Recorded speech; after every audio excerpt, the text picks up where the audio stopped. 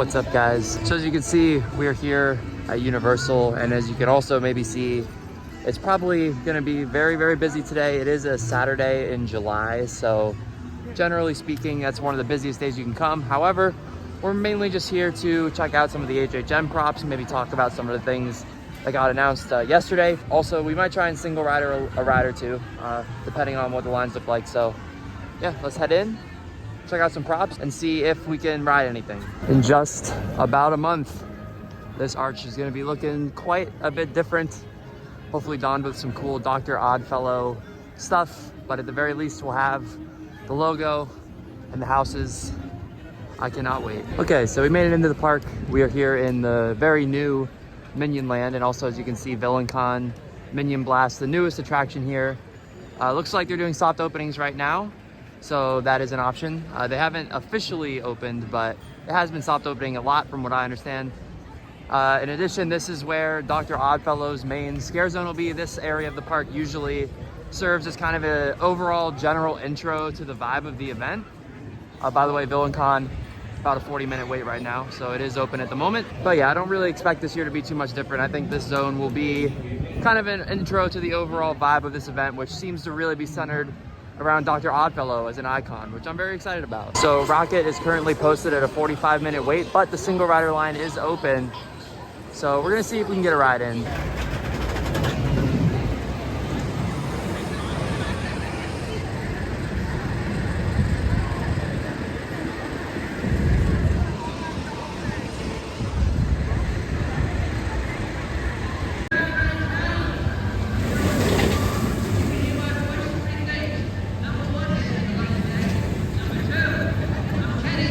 So I've always had my criticisms with Rocket, but I'm not gonna lie.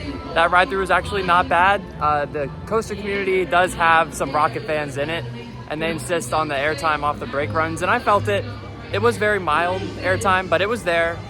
This was a second to last row ride, and it wasn't too rough, which it usually is a bit more shaky than it felt today. So a good ride through. It's definitely gonna bump up my list a little bit. Also, single rider worked amazingly. We were on and off the ride in like 10 minutes.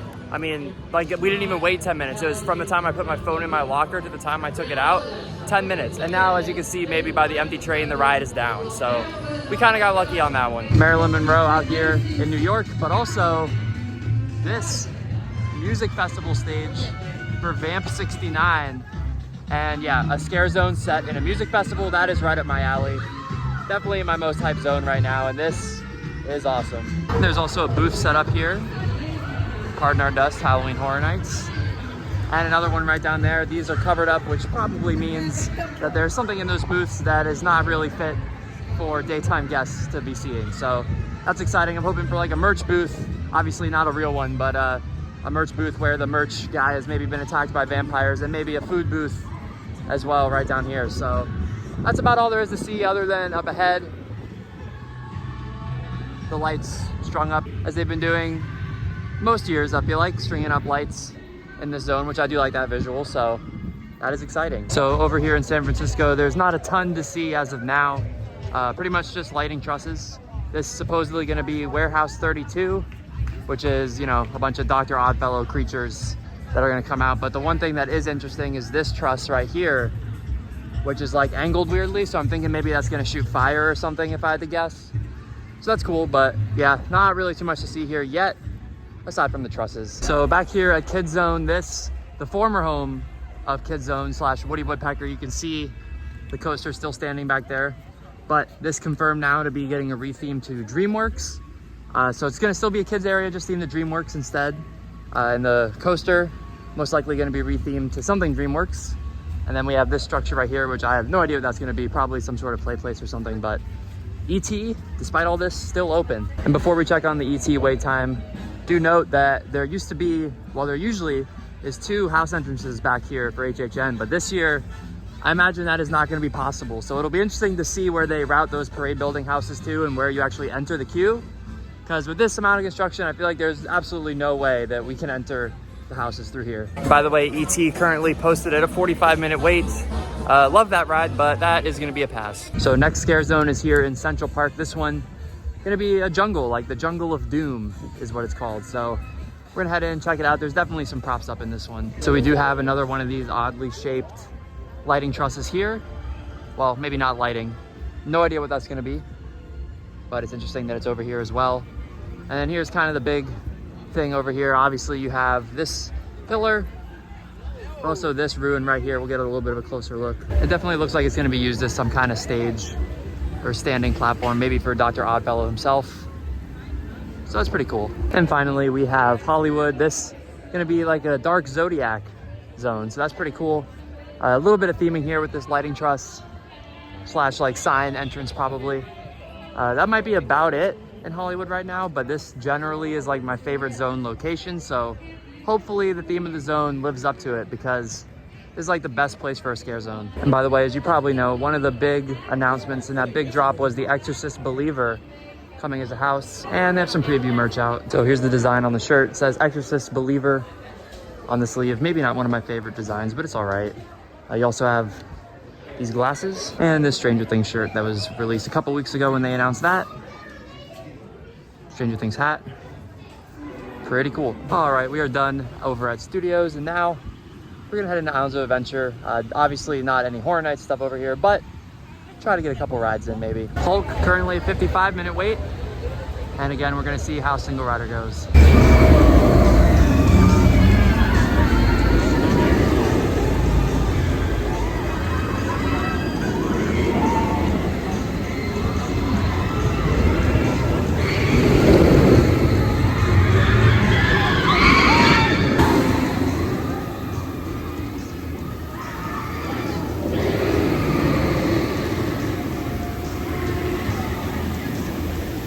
So Single Rider at Hulk, a little longer than Rocket, but not bad at all. Only a 15-minute wait or so at Hulk, which was really not bad. The ride is pretty good.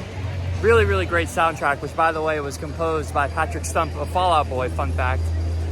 First part of the ride is really great. Great launch, great first couple inversions, good corkscrew. But then, you know, it does kind of peter out at the end, but I still really like the ride. It's fun. We are here at Spider-Man now, one of my favorite non-coaster rides that I've ever been on. It is an incredible ride. Currently a 55-minute wait, which is pretty long. So we'll see what Single Riders does for us. So Spider-Man was awesome as always, and Single Rider took about 15 minutes, so about the same as Hulk, and I would definitely call that a success because both those lines were 55 minutes in standby. So in total, that's an hour and 20 minutes of queue time saved. So Single Rider working pretty well today. So the plan was to make Velocicoaster the last ride of the day. However, there is some weather in the area, so they are not currently open, but if it does clear up, of course, they'll be able to open. So I think I'm gonna hang out for a little bit, see if we can get on it. And if not, I'll just head home.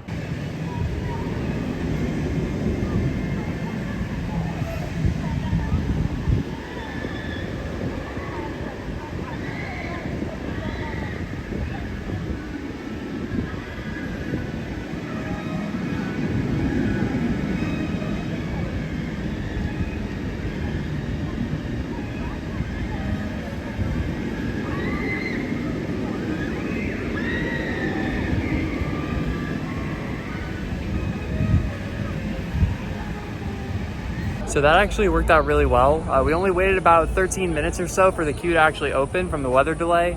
And once it did, we were only in the Single Rider line for about 25 minutes because a lot of people had left prior. There were still a decent amount of people in line, but it definitely didn't take long at all. That was awesome. Got a third row ride. There it goes. Airtime's still good.